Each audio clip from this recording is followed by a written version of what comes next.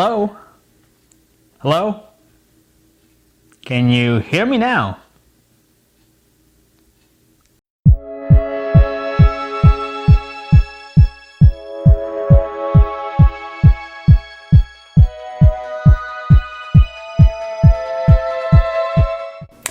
Hey guys, it's John V here with PhoneArena. So this is a review of the Apple Watch Series 3. I'm going to go right into the point, talk about all the cool new features of the Apple Watch and whether or not it's a good buy for you. So let's talk about the design first. Now for me, I'm not really a fan of this square shaped design. I actually prefer round face styles, but I get the point because it is a distinctive looking design. Now the other good thing about it is that seeing that they recycled the design, it means that many of the accessories are compatible with this latest version. So you're not going to fork over a whole lot of money, unlike when it first came out. The one I'm using here is the 38mm aluminum chassis version of the Apple Watch Series 3. They do have in other finishes like ceramic and stainless steel. You're going to pay a lot more money obviously for those finishes, but then you have a little bit more of a premium taste with it. So on the sides here, you have the side button, you have the crown. On the other, you have the speaker and also the microphones. On the underside, you have the heart rate sensor, and you can easily swap out the bands if you want. The only thing different about the design this year is that if you do get the LTE enabled model, you're going to have this red dot on the crown.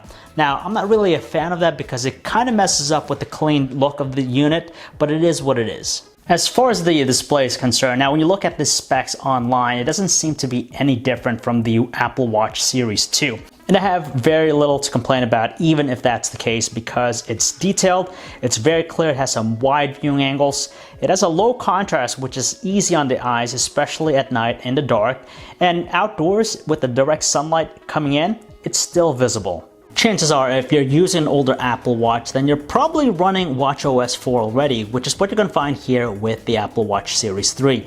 Now, it's not a huge overall. So honestly, unless you're a workout person, you're not going to really appreciate all the new focus on fitness with the watchOS 4 features. You have a bunch of different workouts you could choose from. And on top of that, they leverage the heart rate a lot, just because not only does it track your heart rate during your workouts, but it also monitors your heart rate when you're resting. So even though it's not a huge leap forward in terms of the experience, I do still appreciate that it's the most robust smartwatch platform out there because it's not just a depository for notifications. It does more than that. You have real apps at your disposal that you'd use at any time. And it runs pretty fast because of that new dual-core Apple S3 chipset that it's using, which Apple claims to be 70% faster than the previous generation. Now, honestly, I've used the Apple Watch Series 2. I thought it was pretty responsive and fast, but I guess when it comes to loading stuff up, this might beat it out. The most notable new feature here is, of course, built-in cellular connectivity.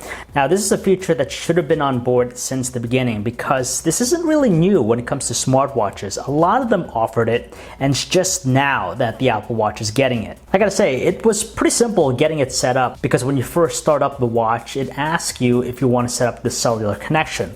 So in my case, it's with Sprint.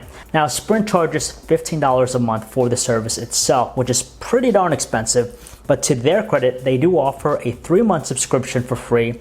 And if you choose to pay with autopay, they're going to give you an extra $5 per month discount, which brings it down to $10 per month, which is the same price you're going to pay with other carriers. However, I did have some problems initially using the cellular connection. Now, when I made phone calls or tried to send emails or text messages, it wouldn't do it at all. I'm not sure if it was something with the carriers, with my account, or if it's Apple, or maybe a software bug, but it didn't work. The only time the Apple Watch got data was through the Bluetooth connection or Wi-Fi connection it got through my home network or iPhone. Somehow though, it eventually got resolved. It took a day or so, but now it's able to work, place phone calls using the cellular connection only. And it works for the most part. I didn't have too many issues. As far as phone call quality, I wouldn't say it's the most ideal or practical thing, but you do have the convenience because you could make phone calls, receive text messages, you could check up on emails, all through your Apple Watch. I'm not sure why though, but a couple apps weren't working with the Apple Watch, namely Twitter and Instagram. Those two apps just seemed to not work at all, whether it was through the cellular connection or through the iPhone, it just did not work. But hopefully that's just a bug with the software and it gets resolved with some sort of update. Before, the Apple Watch was a slave to the iPhone. It needed that tethered connection in order to actually do stuff. But now with the Apple Watch Series 3, it breaks the bonds because you now have that untethered experience, which means that you can go out for a run without having to bring your iPhone.